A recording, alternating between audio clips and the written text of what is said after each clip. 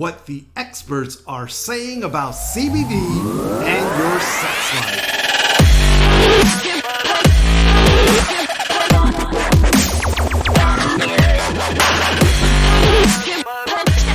Hey, what's happening? This is Isai Rodriguez, host of the Dad-Splanation podcast, where I cater to the professional working man, 40 and above, who's looking to make positive changes to his health, lose weight, and become stronger overall through simple lifestyle changes. I'm here to share inspiration, tips, and proven lessons that I've personally learned and lived through in my 40 plus years on this here beautiful blue planet. So today we'll start the discussion off by talking about how to increase your cardio health with this one simple move. And then we'll move on to our second segment and talk about what the experts are saying about CBD and your sex life. And listen, your health and fitness goals are easier to achieve than you might think. First and foremost, it's all about getting your mind straight right from the get-go. And so I've got a freebie for you called the 10 Dad-Splanation Mind Hacks that'll help you whip your mind into shape so that you can turn around and whip your body into shape. If that sounds good to you, get on over to podcast.dadsplanation.com/mindhacks right now to get your freebie today and start using these 10 hacks to exercise consistently and create the real and lasting results that you're truly after and that you absolutely deserve. That's podcast.dadsplanation.com/mindhacks. Again, that's podcast.dadsplanation.com/mindhacks. Be in the know starting right now. Also, don't forget to rate me on Apple Podcasts or wherever it is that you're listening to this episode right now. Hit that like button, hit that subscribe, because if you do, then you'll be blessed with 10 years of good luck starting from the minute that you smash that like button. And you'll also be on your way to living to 100. With that being said, let's move on to our first segment with Healthy Conversations. Oh yeah. How is everyone out there? How are you today? Thank you for tuning in. I really appreciate it. I'm sending you some blessings, some joy, good vibes, whatever it is that you need in your life right now. I am sending to you through this message, through the airwaves, through my microphone and my voice. So, what is popping? I kind of mentioned a couple of episodes ago, how I was super excited, super pumped up because the Golden State Warriors were in the NBA playoffs, and this weekend, Thursday to be precise, they brought home, I should say, the NBA title. So, needless to say, I've been super happy all week and, jumping up and down for joy, celebrating in my own little way. And so hopefully, I can emit some good vibes, some championship goodness, out your way. And, let me tell you that series was pretty impressive. I was kind of torn as to who was going to make it. Obviously I was rooting for the Warriors, but that Boston team, yeah, damn, they were, that was a tough team. So, hats off to the Boston Celtics and that amazing team. You guys were awesome. Better luck next time. There's always next year, but we are the champs this year. So anyway, that's not what we're talking about here this week. That's not what we're all about. That's just a little glimpse into what's going on here at Casa de Rodriguez. But anyway, in this week's installment of Healthy Conversations, we're talking about how to increase your cardio health with one simple move. So, this move we're about to talk about, this exercise, is not usually associated with heart health. It's a real classic move. And now I like classic moves because they generally work really well. That's why they're classic. They've proven themselves time and time again. They're well established. And this specific classic exercise, which has you, holding yourself up in a push-up position for forever, if that doesn't give it away. This classic exercise is generally seen as a strength training move for the core, the back, the arms, the glutes. And I haven't named the exercise just yet because I was hoping, you all would type it into the comments. Go ahead right now, drop it in the comments. What do you think this move we're talking about here? What is it? Again, it's a classic move. You hold yourself up in a push-up position and is generally considered a strength move for your core, your back, your glutes, your arms. Drop it in the comments right now. Let me know, because I know, with that little hint there, I'm sure you know what we're talking about here. And while you do that, let me congratulate the winner from last week's episode. Thank you for your comment on your shower preference from last week. I've shipped out your health and wellness sample pack, so it should be hitting your mailbox soon. So keep an eye out for that. And but that being said, if you're still commenting, I'll give you a couple more seconds. But for those that have commented, if you said planks, then you're absolutely right.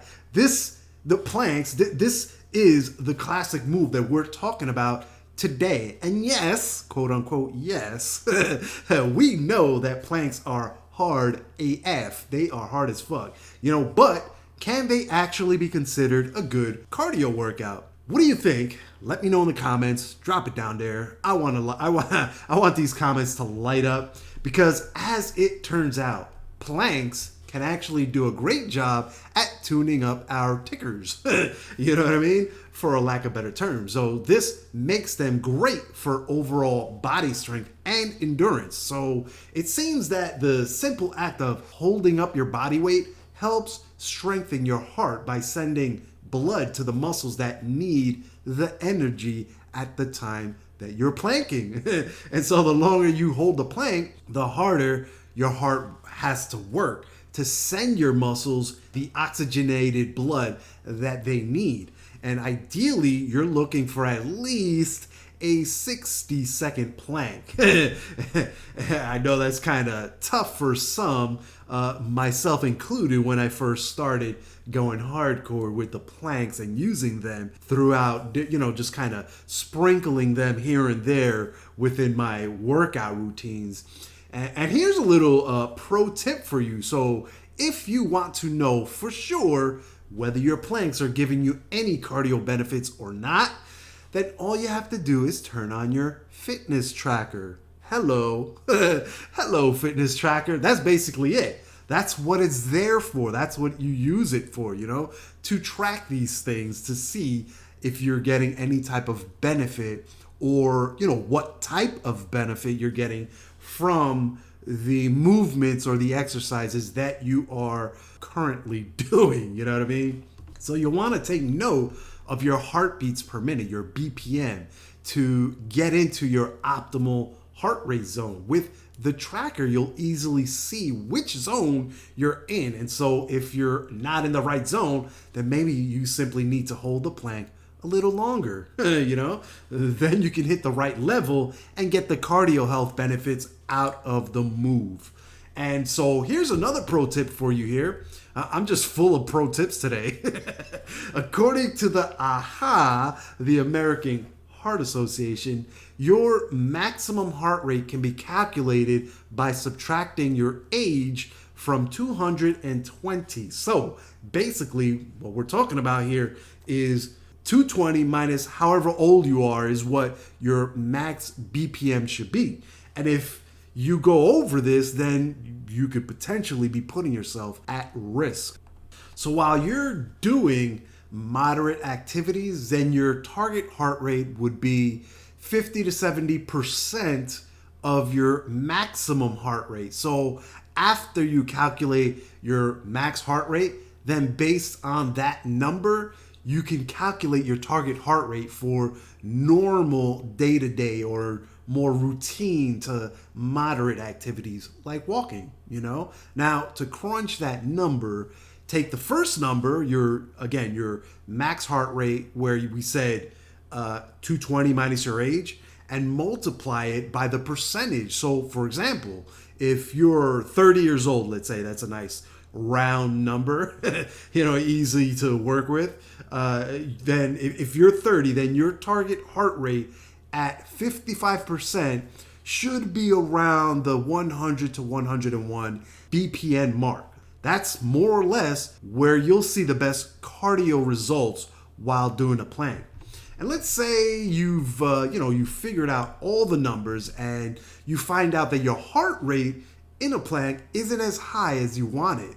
Then in that case, what you can do is that you can add some simple movements into your plank routine to help bring the heart rate up just a little higher than a normal plank. It's important to remember that cardiovascular endurance and muscular endurance are two totally separate things. So that being said, stationary planks can help with cardio endurance to some extent. This is because your heart rate will elevate a little, but moving planks really get your heart rate up higher than what it normally would and are more effective for heart health, And now these moving planks, that's where that right there, the moving planks, that's where the money's at. That's where you really hit that cardio heart rate zone, and that we're aiming for. That's when you start burning fat, And who doesn't want to burn fat? Am I right? Let me know. And here are 4 examples of these moving planks that you can add into your workout to really work on your heart health and burn fat, bring your energy up, and make you feel like an all-around badass. So, are you ready for them? All right, ready or not, here we go. So let's start with the simplest of these moves, or the simplest that I feel is the simplest. And it's the walking plank, or plank walks, however you prefer to address them.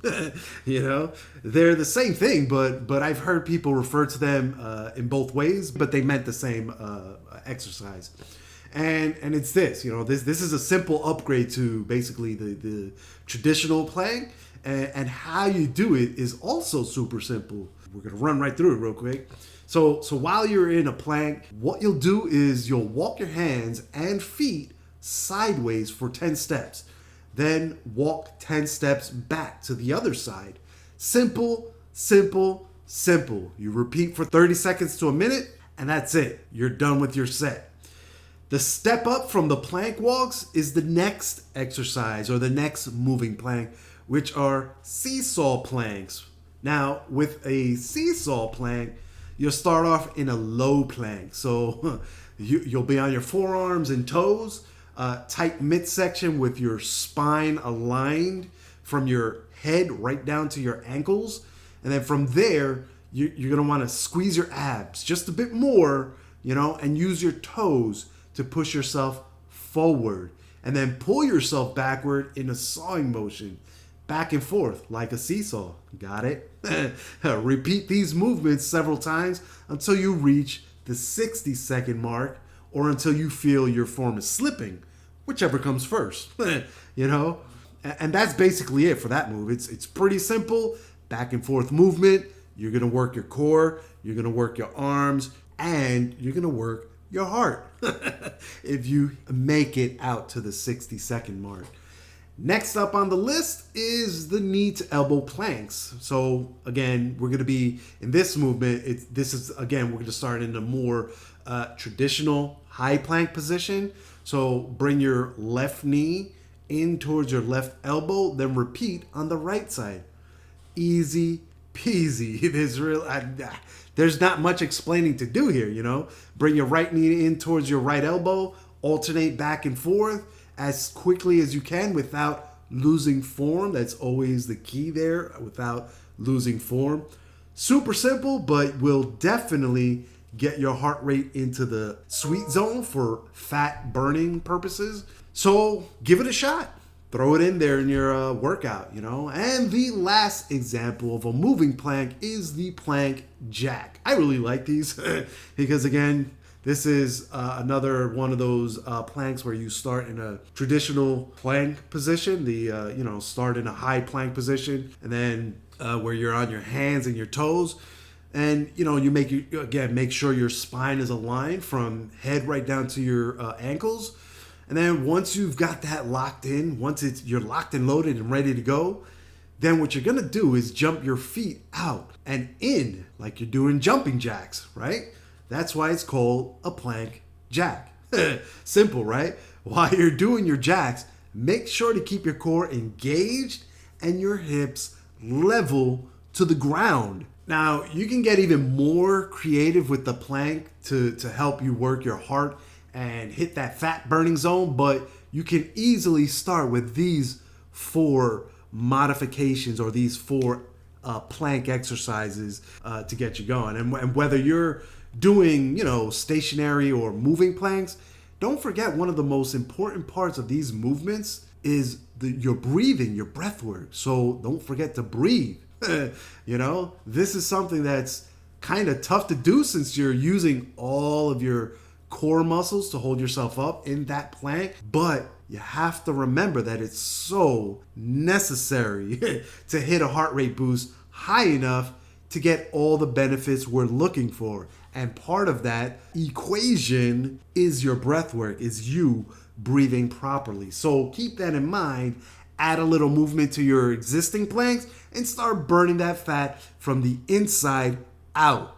And so the more you know, the better you'll be. So if you found these tips valuable, then you'll love the treasure trove of health and wellness advice waiting for you over at podcast.dad-splanation.com/VIP. And now, with all that said and done, let's switch gears and move on to our second segment with Mighty Man. Oh yeah. Those are some really great exercises to get your heart going, to start building up a sweat. I guarantee that if you start working those planks, as I described just a few moments ago, you're going to start working up a sweat. You're going to get that cardio into your day. You won't have to hit the treadmill. You won't have to go out for a walk. You won't have to go out for a jog. None of that. You can do it all in your bedroom. That being said, what are we talking about in this week's installment of Mighty Man? We're talking about what the experts are saying about CBD and your sex life. I know this is what you've been waiting for, because for some reason this topic always grabs people's attention. Why is that, huh? But there's been a lot of talk about CBD in the past year or so, and so it shouldn't be surprising that one of the things they've mentioned, out there in the industry, out there in the health and wellness world, and even outside, it shouldn't be a surprise that one of the things that they've mentioned or touched upon, I should say, are the positive effects to your sex life. There are stories about people who have tried CBD infused products that are specifically made for sexual encounters, and how they're having great results from them. Like, they're receiving great results from these CBD infused sex products. And while it's relatively new to the main street market, CBD is widely available in a lot of different forms. You can find all sorts of products ranging from oils and tinctures to topical creams and even drinks, And now lately, CBD has also made its way into the bedroom. The ingredient can be found in a variety of products, all aimed at helping to improve your sex life. So we're talking about products such as personal lubricants, massage oils, oral sprays, and so many different types of edibles. I've lost count. I don't know if anybody out there's been keeping count or tallying it up. But the question here is, with all these products out there, can CBD truly improve your sex life? Well, today we're going to talk about what you need to know about the science of CBD and sex. We'll also talk about the intimate experiences people have had with cannabidiol or simply CBD. So first off, how can CBD help improve sex? So there are a few reasons why people have looked into CBD to improve their sex lives. These are things like, for increasing pleasure during sex, easing stress and anxiety brought on by, sexual intimacy, which includes, up to and including performance anxiety. I'm sure you've heard of this, They've also looked into it for things like, for simply setting the mood, like getting into the mood. And even for people, primarily women, who experience pain during sex due to endometriosis or something similar to that. Something that causes them pain in that area. and then there are other things to consider, like, lubrication. So CBD can be a possible solution for this. And fellas, if you're saying to yourself, I don't have to worry about lubrication, then you're wrong. You do. If you love sex, then yes, you most certainly do, because here's the thing. If your partner, your queen, is not producing enough natural lubrication, then that's going to be a cause for pain for her, and now that I think about it, if you're a man and your partner is another man, because we need to be all inclusive here, you may also want to consider lubrication as well, for obvious reasons. Doctors have gone on record to say that there are so many cannabinoid receptors in your reproductive organs and sexual tissue. And so because of this, CBD is well received by your sexual organs, and it naturally increases the blood flow to these tissues, to these organs, to these parts of your body. This basically means that you'll notice an increase in the sensitivity of these organs, and it promotes the body's own natural lubricant. So it helps the natural sexual mechanisms that your body has. And now it's hard to say exactly how many people are using CBD in the bedroom, obviously, but a recent survey of just under 5,500 Americans gathered from Remedy Review, what this survey found was that 9.3% of respondents have taken CBD for sex. And of those 9.3%, the majority of them said that their orgasms were more intense after taking CBD. Now, that sounds good to me. I don't know. This is not all people have been taking CBD for. We mentioned earlier about getting in the mood. And that's because many people have found that it puts them in the mood for romance and intimacy. Boom, chicka, wow, wow. Hey now, get your freak on, right? But in all honesty, there's documented research that shows that CBD may be effective at reducing stress and anxiety. That relaxation can in turn reduce the distractions and worries that generally get in the way of a positive sexual experience. There's an important component of calming the mind, and really focusing on enjoying the moment, especially for women and heterosexual couples who often experience the pressure of needing to orgasm. This was like a news bulletin to me. I never knew that, when it felt that way. I mean, why would they tell me, right? But it's true. Apparently that is the case. And even though CBD doesn't have any real psychoactive effects, it may still boost your mood. We kind of know that. This happens because of the enhancing neurotransmitter called anandamide. So this anandamide is our bliss neurotransmitter, and it's also associated with oxytocin, which is also known as the cuddle hormone. So essentially, CBD helps increase the natural neurotransmitters and the endorphins that we make on our own that ultimately lead to a better sexual experience.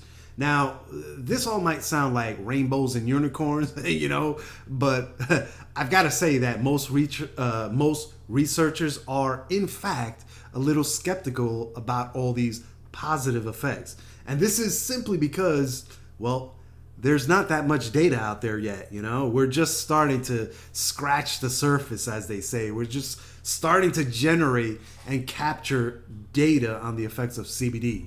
And not just in the bedroom, but to overall health and wellness in general. So basically, there aren't enough or any studies on CBD for sexuality, and particularly for using it as a topical application. So there are no definitive good or bad points, for that matter, that have been observed or recorded. That data it's just starting to trickle in, and the researchers and the doctors are starting to get slowly starting to get a better understanding of how it's affecting us, and how we how we can take advantage of it, and in what parts of our lives we should stay away from CBD, because there's always the pros and cons. So they're learning how, what parts of our lives we can use it, and what parts we should not use it for. You know what I mean? In fact, some doctors are saying that CBD as a whole is ineffective for sexuality. So wrap your head around that. They say that the primary advantage of CBD in our lives is the lack of intoxication. So unlike the traditional medicinal marijuana, you're not going to get high from CBD. And so because of this non-intoxication factor, this is why people are openly accepting CBD, even though at this point they're thinking it's no more than a placebo. These doctors that are interpreting this initial data, like, they're coming to the conclusion that the focus should actually be on cannabis, where there's 40 plus years of research data on its effect on sexuality. So that just kind of speaks for itself, right? And when you look at that data, that 40 plus years of research data, like when they talk about the treatment of sexual related issues, what's being suggested is vaporized cannabis flower. This is because it's known that THC actually helps with the 4 stages of sexuality. So it boosts your libido, it heightens your arousal, it strengthens your orgasm, and with all of that, it boosts your overall satisfaction. How's that for some research data, right? Now, that being said, let me go on the record and say that here on the Dad-Splanation podcast, I am not recommending that you vape your medical weed. I'm simply presenting the facts for you to make an educated decision for yourself. Now, if you have more in-depth questions or need some extra attention, then I obviously can't provide on this show, and that's where the VIP community is for. Like, that's where that comes in. Shameless plug here. I don't normally do this in the middle of an episode, but head over to podcast.dadsplanation.com/VIP and get all your questions answered. And I'm also going to start teaming up with some specialists to offer more in-depth fitness training, nutritional consults, and I have a few more resources that I'm working on, bringing to you, which will all be part of a monthly membership. So yeah, there you go. But that, like I said, shameless plug, don't normally do that. But that being said, what should you know about using CBD in the bedroom? Having said all about the lack of research, but how people are still using it, what should you know about using it in the bedroom? I'm throwing a question out there because if you're interested in experimenting with CBD in your sex life, then there are a few things that you need to keep in mind, and there's a few things to know about getting started with CBD for this specific purpose, So I got a short little list here, and let's just drop it down. The first item or the first thing that you need to keep in mind, and I kind of say this over and over again, is buy a quality product. Seriously, I can't stress this enough. I'm a huge stickler when it comes to quality because, listen, you can go to any store that has a wellness shelf and pick up pretty much any vitamin or supplement that you want. But remember, your body's a temple, and you should really prioritize the quality of stuff that you put into it. Don't just reach for any old CBD product just because it's cheap. Be aware of what I call El Cheapo Deluxe. Their price might be tempting, nice and cheap, but what is it actually gonna do once it's in your body? So read reviews and check that that a product has been verified by an independent lab before buying it.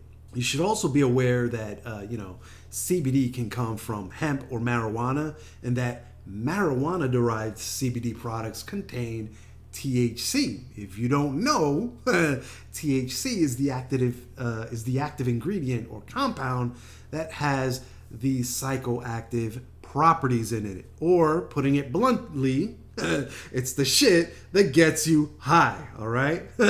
But even though that's the case, the two cannabinoids may work best when used together. It produces what experts call the entourage effect.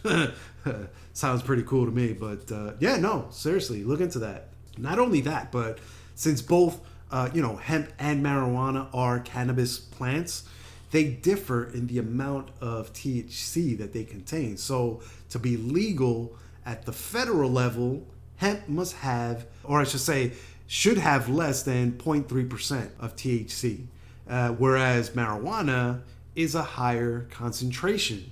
The second thing that you need to keep in mind is number two, find the right dose for you. So when it comes to CBD dosing, everyone's different. No two human bodies are the same. And because of this, you'll need to find the dose that works best for you.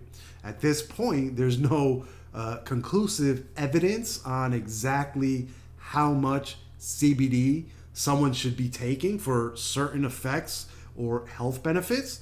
The recommendation at this point is that you start low and take it slow. Remember that. Start low and take it slow. So what you're going to want to do is continuously measure and adjust the dose, adjust it up slowly every couple of days. And if you keep getting more and more benefits, then keep going until you notice that the benefits aren't changing much anymore, or that you plateau. You know what I mean? Like, so if you add more and don't feel better or start to feel worse, and then just go back to the previous dose. That's pretty much it right there. Keep track of it in a journal or pen and paper or on your phone, and just note the changes or how it affects you, and then up the dosage or lower the dosage, however you see fit. And the third and final thing to keep in mind when experimenting with CBD in the bedroom, because that's what we're talking about, right, is to use CBD before you go into the bedroom for that nightcap, all right? Because here's the thing with this. CBD doesn't necessarily work at the very moment that you decide to use it. You're not gonna apply a CBD infused lube or take a drink, a CBD love potion or something like that, and then be ready within 30 seconds. For that, you'll need the little blue pill, if you know what I mean, wink, wink. So ideally, you want to plan ahead and start taking it or applying it or, doing whatever it is that you need to do with it, following the directions, right? At least 30 to 60 minutes before you plan to, head into the bedroom. You basically want to give it enough time to kick in, Keep these three things in mind before you do the nasty with your significant other, and you just might be considered for the remake of Sex and the City. Hey, why not, right? And so, with all that said and done, that's it, you guys. That's my show for today. I hope you found some valuable information here, and if nothing else, I hope I've entertained you for a few minutes. I was able to bring you a little manly sunshine to your day. Thanks for taking some time out of your day to listen to me. It's very much appreciated. On next week's episode, we'll be talking about how MCTs are affecting your health. So fellas, if you're trying to push your body into ketosis without them, next week's episode is for you. And look, your health and fitness goals are easier to achieve than you might think. First and foremost, it's all about getting your mind straight. right from the get-go. And so I've got a freebie for you called the 10 Dad-Splanation Mind Hacks that'll help you whip your mind into shape so that you can turn around and whip your body into shape. That sound good to you? Then head on over to podcast.dad-splanation.com/mindhacks to get your freebie today and start using these 10 hacks to exercise consistently and create the real and lasting results that you're truly after and that you absolutely deserve. That's podcast.dad-splanation.com/mindhacks. Again, that's podcast.dad-splanation.com/mindhacks. Be in the know starting right now. Also, don't forget to rate me on Apple Podcasts or wherever it is that you're listening to this episode right now. And hit that like, hit that subscribe button, because if you do, then you'll be blessed with 10 years of good luck starting from the minute that you smash that like button. And you'll also be on your way to living to 100. Till our next chat, take care now. Bye.